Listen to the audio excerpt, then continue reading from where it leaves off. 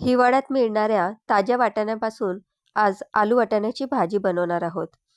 जेव्हापासनं वाटाणे बाजारात यायला लागलेत तेव्हापासनं काय काय नाही बनवून खाल्ले, पण आलू वाटाण्याची भाजी अजून बनवली नाही.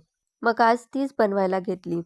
तर कढाई ठेवून घेतली गॅसवर आणि त्यामध्ये 2 ते 3 चमचे तेल घालून घेतलं. ते छान गरम झालं की त्यामध्ये पाव चमचा जिरे घालून घ्यायचं, एक दालचिनीचा तुकडा आणि एक तेजपान घालून घ्यायचं. त्यांना तेलामध्ये परतून घ्यायचं आणि त्यानंतर बारीक चिरलेला कांदा घालून घ्यायचा. कांदा आपल्याला लालसर होईपर्यंत परतून घ्यायचा आहे.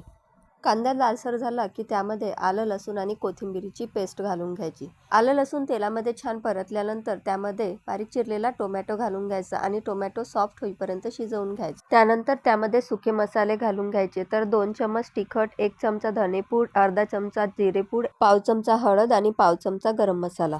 मसाल्यांना 2 मिनिटं थोडं पाणी घालून परतून घ्यायचं. मसाल्यांना पाणी सुटायला लागलं की त्यामध्ये वाटाणे आणि मीठ घालायचं आणि 2 मिनिटं त्यांना सुद्धा परतून घ्यायचं. त्यानंतर त्यामध्ये गरम पाणी सोडून उकडलेले बटाटे घालून घ्यायचे आणि त्यांना एक उकळी येऊ देऊन त्यावर झाकण झाकून त्यांना शिजू द्यायचं. मस्त आलू वाटाण्याची भाजी इथे तयार झालेली आहे. त्यावर कोथिंबीर घालून खायला घ्यायची.